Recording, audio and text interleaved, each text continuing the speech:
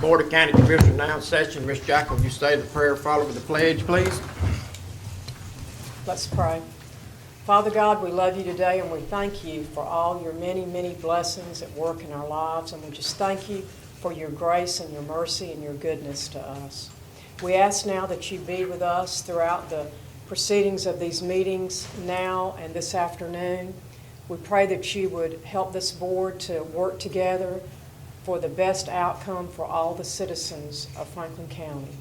Help us today as we move through our agendas, and help us to just give us wisdom and help us to know the best things to say and to do.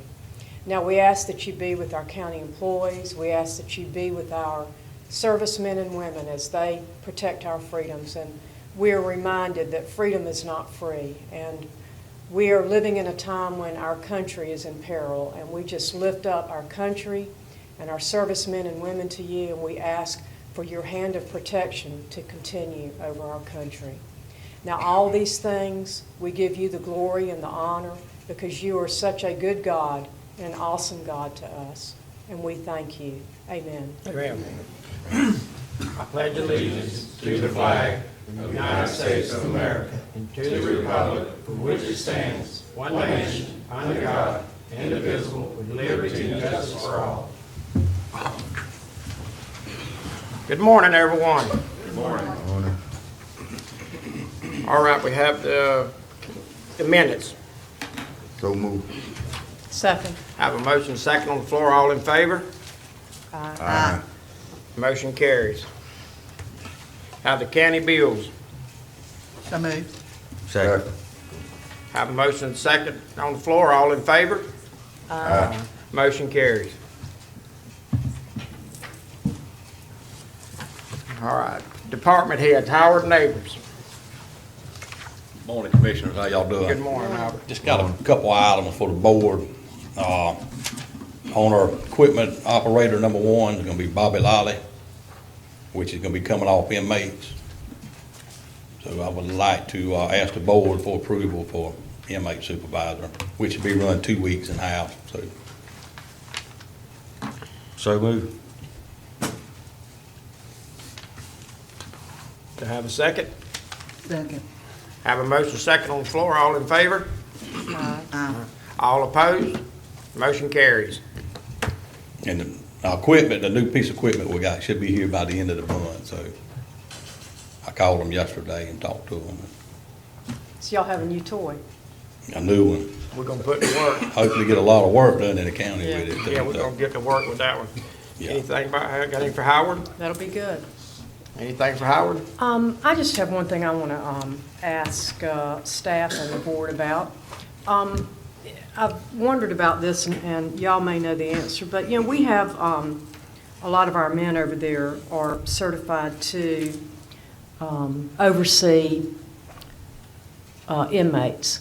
And I was just wondering why we could not ask for the state, maybe for an opinion, as to increasing their retirement benefit because they are supervising inmates.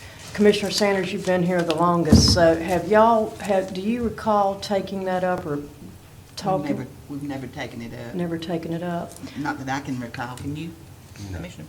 But, you know, they are supervising inmates every day. They're in harm's way. And there is I know that other employees that do get that kind of retirement benefit. And I was just wondering what the pleasure of the board would be for us to just look into seeing if that would be something that we could maybe do.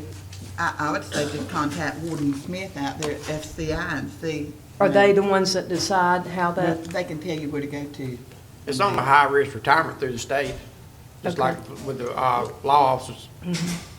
Because, I mean, they're doing a lot of the same jobs that corrections officers are doing because they're supervising inmates. So and they're out there with shovels and different tools and what have you. So they, you know, there is a risk factor there. Right. Well, I don't know, probably contact the warden out there or either FRS or somebody like that. Okay. to see what the qualifications is.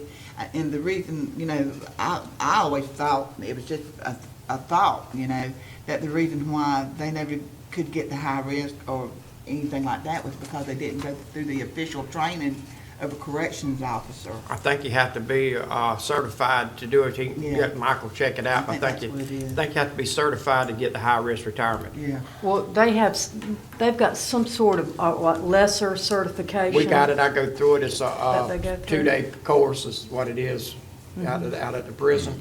But we could just check into it Yeah, and we'll get see. Michael to check into it and see.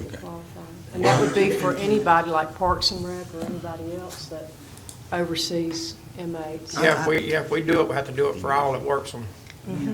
Well, how many people we got to be certified? Yeah. The whole all employees has to be certified. It's just something they started, about years ago. So, I think at this time, Mr. Noah, everybody that we got works on the cruise is certified. Yeah. Everybody's certified to do it. Because at the last school, it even had the women there to be certified in case something come up. So if we could check on that and just see what the possibilities are. Anybody got Thank you. anything for Howard? Anything for Howard? Nothing, I just can't wait for that piece of machinery to come, because I'm ready to see some ditches done. Thank you, Howard. Yeah. Y'all welcome. Mr. Fonda Davis, Solid Waste. Good morning, Commissioner. Good morning. Everything on the solid waste end is running smooth. Animal control is running good. And Park and Rec, I met with the Playmore representative, trying to get the playground system in East Point moving forward. And the pavilion, both pavilions out on the front will have to be moved. And that's one of the fire department concerns, is being able to replace the pavilion that they used during the rib cook-off. So also Commissioner Mash was there, and he's seen what we was facing. So you think you got it worked out, or? Yes, we're just gonna have to come up with something to replace that pavilion. That money is not in the grant that was provided. So you have to tear it down? That's Both of correct. them's got to be tore down, even as well as the little one. And the little one would be a lot cheaper to build back than the big one. So we have to come up with some funding to put the little one back up. Come October 1, we think we have an opportunity to come October 1 to do this. Okay, Do what? Come October 1 fiscal year, I think we have some money to work this out. okay. Because those pavilions are just, they're not too bad No, to build. We can No, do no. some inmate labor too. probably the most expensive thing is slag. Found out at the Kendrick Park, the ice machine's not working. That's correct. Okay, see if you get that going. Okay, we got a quote on it. It's gonna take about $3,000 to replace it. Okay. I don't know, we don't use it, but, every so often, so. Right. And over at East Point at Roman Park at the dugouts there, is the inmates build them in the other places, place to hang their bats and their helmets. Right. Can you get that fixed where they can Yes. hang their hats and belt, Okay. helmets up? Anybody got anything for Fonda? I do. Yes, ma'am. Fonda, have you heard from the the Department of Corrections on the inmates, to do the bathrooms at Classy Lowry Park? and Yes, ma'am, they just waiting on me. We run tight on the budget, the tournament and also, but, Yeah, let's get that going, because we need to go ahead and get that built. okay. And I do want to thank you for taking care of the problem out there at Lanark. As you all know, at the last meeting, we voted to close down the recycling areas out there at Lanark, and we got a little bit of a problem, but Fonda's on top of it and taking Yes. care of it. It looks a lot better out there. I was out there yesterday. But we've still got those people from Wakulla coming in here and dumping Yeah. stuff. Right. So we got them caught in who they are, so we're gonna have to try to do something about it. So, it's just like the people out there at Lanark said, do they want us to go and dump our garbage over there in Wakulla County? So, no, That's a they good don't. little ways to come from Wakulla County. Well, They yeah, do. they have to pay a Yeah. tipping fee up there. They do. Because they don't get to have anything. They have to take all their stuff over to Lower Bridge, right there at the courthouse, and turn back down like you're going back to Waco. And I guess it'd be cheaper for them to come to Franklin County and just dump it out. Yeah. So, And on our picnic table, our seating on the Highway 98 going in East Point, when Michael, the kids out of school wants to build them at the shop. Good. where they could put their name on them, put them on the ground. Maybe they said people wouldn't steal them, they'd be interested. And they get a credit for it to do it, so they said we got the lumber, they could go ahead and start where they have the benches on, going down East Point on the sidewalk. Good. One more thing, Mr. Chairman, Fonda. Yes, ma'am. We need to get those signs back up that we had about the fast pitch champions and about the, baseball champions and stuff. Okay. That we had at the county lines. We need to get those signs back up there and update it and go all the way back to 1999 on the champions, because we've had state champions 4 or 5 times since then. And so we need to make sure that we get those signs back. They were right there on O'Clockney, at the Panacea side. They were right there, and for some reason they've been taken down and never put back up. Okay. So, and then I know on the west side we had some too, on the west side, west of Appalachia. Okay. Anything else for Fonda? The soccer goals that you're calling about, we're waiting till after the registration. I know what team and what size we need to get. So, Okay. all right. Okay. All right, thank you, Fonda. Okay, thank you. Ms. Pam Brownell, Emergency Management. Good morning, Commissioners. Good morning. I know in my report I said I had no action items, but we actually, while I was at the conference, we have worked out the SHISCAP grant money for the training and exercise. So I'm asking the board to sign and approve the management experts contract this morning so we can start our planning session, because that grant runs out in November. Which exercise is that, Pam?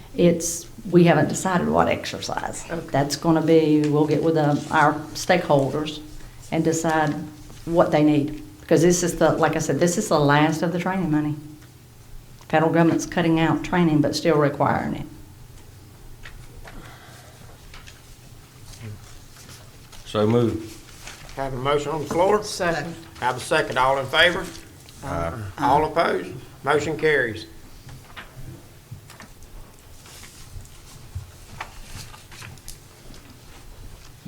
Also, we have a tropical wave out there that is up to 90% now.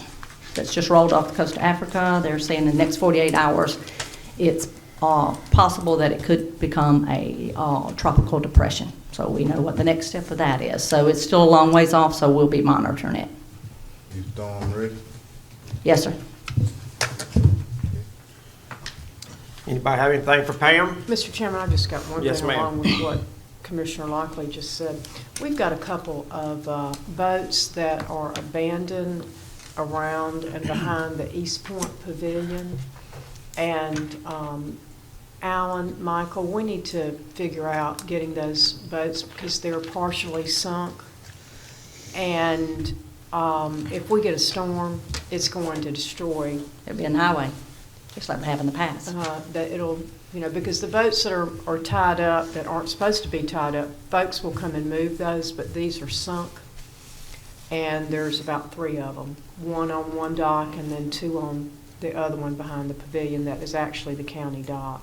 I knew about the one over there, it's been there a long time. Well, there's another one, so, or in fact 2. So they do have AP numbers on them, but one of them does not have a motor on the back of it. So I'm just afraid that if we get a storm in there, it'll tear up the dock.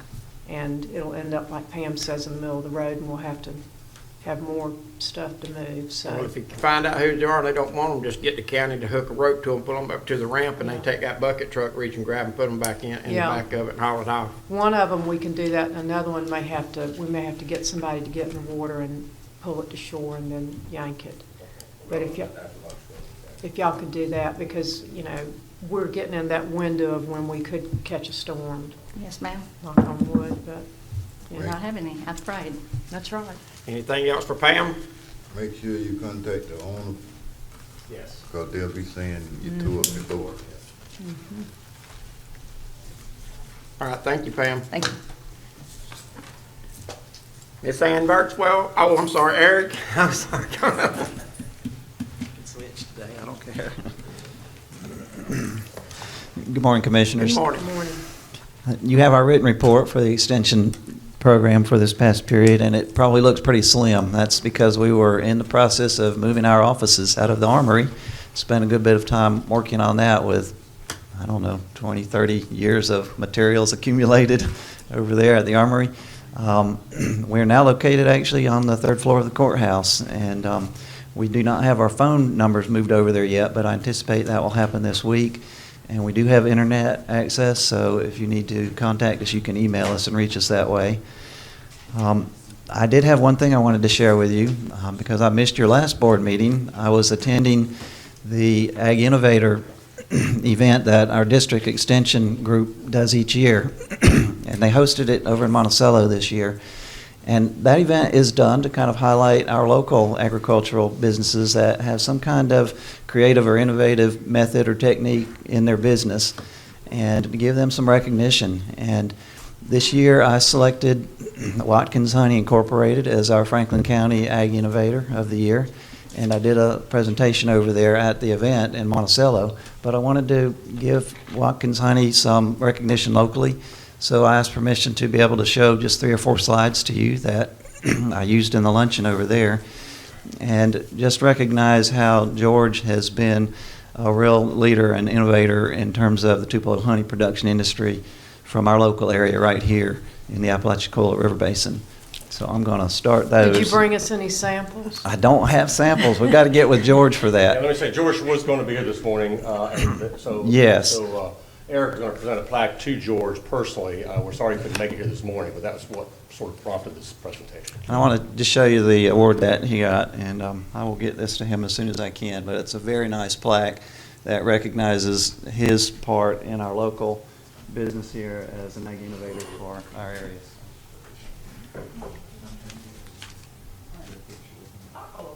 We can do that later, I think.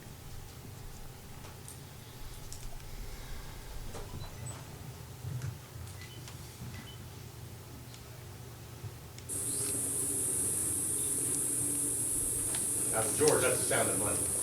Yeah. Does that get everybody's attention? You think there's some bees loose in there? George was actually born and raised in the Apalachicola area, and he's always been involved in some kind of industry or business related to the abundant natural resources of the area.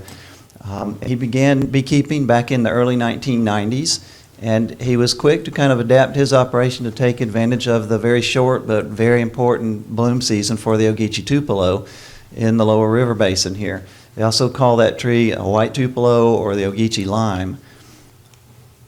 Now, George was obviously not the first person to take advantage of the Tupelo honey production capabilities of the river swamps here, as evidenced by the platforms that he puts his beehives on up in the river, actually. Those were built many years ago by old-time beekeepers who moved bees into the river swamp to take advantage of the Tupelo bloom. But what I think was innovative about George's operation is that he has adapted his equipment and his operation so that the whole thing can be done by just 2 men. He has custom built a pontoon barge, flat deck barge, and can load his bees on that barge at the bee yards and then transport that to the river all as one piece of equipment, put it in the river, and move his bees to the bee platforms before daylight to get them off there. He's also adapted some equipment. That small motorized piece of equipment in the lower left picture there is a garden gas-powered implement that he's built forks for on the front of it. And he can actually lift up his little bee pallets that have 2 hives each on them and run them right up the ramp onto the platform along the riverbank. And that really saves the back-breaking labor of several men moving those beehives. People who know how they used to do it in the old days, it was a really tough operation to move all of that material up there. George has worked with Extension for a long time, and he's had an Extension mindset in his beekeeping business. He has participated in several beekeeping demonstrations at local events to educate the public. He shares his knowledge freely with the local extension staff here and helps me in trying to work with people in the community that have issues related to bees. And he has participated by providing a field trip for the local beekeeping class that we've done in the past here. And he really remains a collection of incredible knowledge and history about the Apalachicola area and in beekeeping and Tupelo honey production in particular. He's really been a leader also in promoting the Tupelo honey industry over the years here. He provided expertise and support for the movie that was made here in our area Yuli's Gold that starred Peter Fonda. He actually has some bee boxes in his collection now that have Hugh Jackson branded on the side of them that they used in the movie. He also has been featured by the Southern Foodways Alliance and in Garden and Gun magazine, and he's been featured in several food-related web blogs such as The Kitchen and Dixie Dining, and he really remains the primary local producer of Tupelo honey here in the lower part of the Apalachicola River Basin. And I was proud to be able to select George and nominate him for our Franklin County 2015 Ag Innovator of the Year this year. And that's the slides, short and sweet.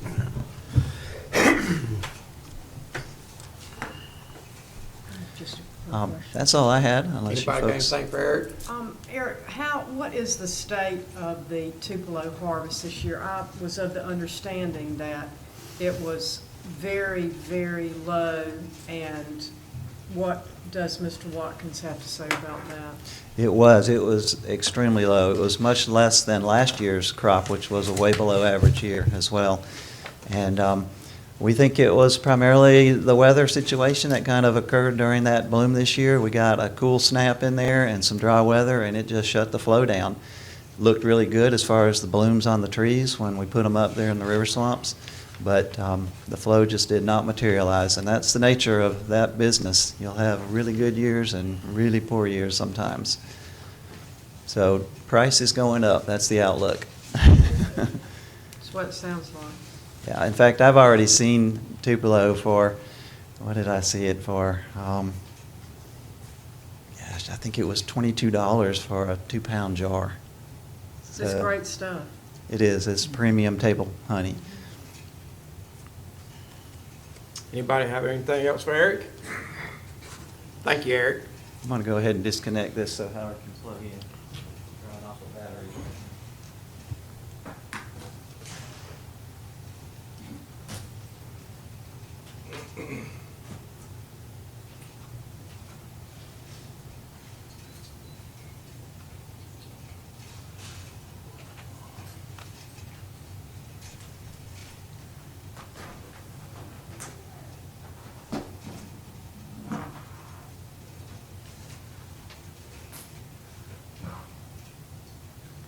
You're dragging your cord now.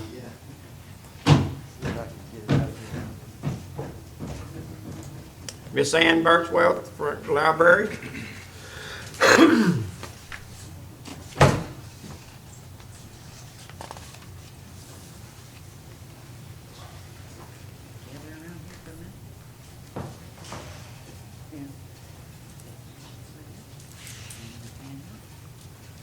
Good morning, Commissioners. Good morning.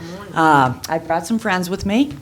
We've just concluded our annual summer reading program that we have for children of all ages and including adults. This year's theme was Every Hero Has a Story, or Unmasked, and the highlights were to look at not only historical, folklore, book heroes, but to look at our local heroes in Franklin County. And so some of the children got to go on field trips to our fire departments, and we also saw Greg Daniels' dogs that he brought in the criminal investigations and also searches for different things in forensics. They also met medical heroes, and we know how important those are in Franklin County, especially in a rural county where we're so far out. So I thought it would be good, and I feel like Art Linkletter. I don't know what they're going to say. This hasn't been rehearsed, so I'm going to ask them what they like best about our summer We got reading one program little this guy summer. back there we can barely see if you can Okay. move him up here. Here we go. All right, so, can I start with you, Nathaniel? Yes. What did you like best about summer reading? Going to the firehouse. Okay, what did you like best about that? Watch them spray the hose. Awesome, all right. Okay, good job, Nathaniel. This is Zachary Cabrera, his brother. What did you like best? I liked when they brought in the drones. Okay, they saw drones, Caravel Branch. Okay, what else? Did you like the dogs? I wasn't there for the dogs. I was on time. Okay. How about the book reviews? Did you read a lot of books this summer? Yes, I did. How many? 7 in 1 month, and they were really big chapter books. Awesome. Fantastic. All right. Okay, this is Sophia Whitley. Sophia, what did you like best about summer reading program? I didn't have a favorite. I liked everything about it. I read a lot of books this year Did you? too. How many did you read? A lot. Okay. I really enjoyed doing it this year. Awesome. Very good. All right. And this is Sane Whitley. Sane, would you come over here? What did you like best about summer reading? Probably just reading. Just reading? Fantastic. How many books did you read? Can't exactly remember. Okay. Any particular program you liked? Story time. All right. All right. And this is Grady Farr. Grady, can you tell them what you like best? Way Story time. All right, thank you guys very much. I just wanted to say thank you. I'm working on my application for state aid, and Aaron is working on the financial element of it. It has to be turned in by October 1st, and we're just moving right along. Mr. Chairman, I just have a Yes, one ma'am. question. I read a newspaper story in Sunday's paper about Jefferson County Library applying for a lot of matching grants. Are y'all looking at those also? Yes, I am. And seeing what you can do about multiplying those grant funds? And Absolutely. There's a new grant coming up. Last year, I applied for the innovation grant for $10,000, which I received, and got the iPads for Franklin County. I'm going to be applying again this year, and that's due at the end of October, so I will be bringing that to you Are when it's there other completed. ones like for buildings and structures, and aren't there all sorts of? Yes, ma'am, there are. At this point, we're not looking at building anything, but there are plenty of grants out there. You just have to figure out what your need is. Okay. Well, we would love to see you apply for as many of those as you can, because I know that the matching portion is pretty small Right. in comparison to the amount of grant dollars that are out there. That's So- true. I received $9,200 for that $10,000 grant, and the Friends of the Library submitted the extra portion. So it is, it's a very small amount, you're right. Right. Thank you. Anybody have anything? One thing, that her state aid grant application is going to require your signature. So He did. oh, did they get a motion? I'm Yep, sorry. it's already done. All right, thank you, Miss Ann. Thank you. Thank you. I thought it was a letter of sanction. For the, well, I would rather, okay, for the record, I have a motion to sign this grant aid. I got a motion to sign the grant aid. So moved. Have a motion second on the floor. All in favor? All opposed? Motion carries. thank you.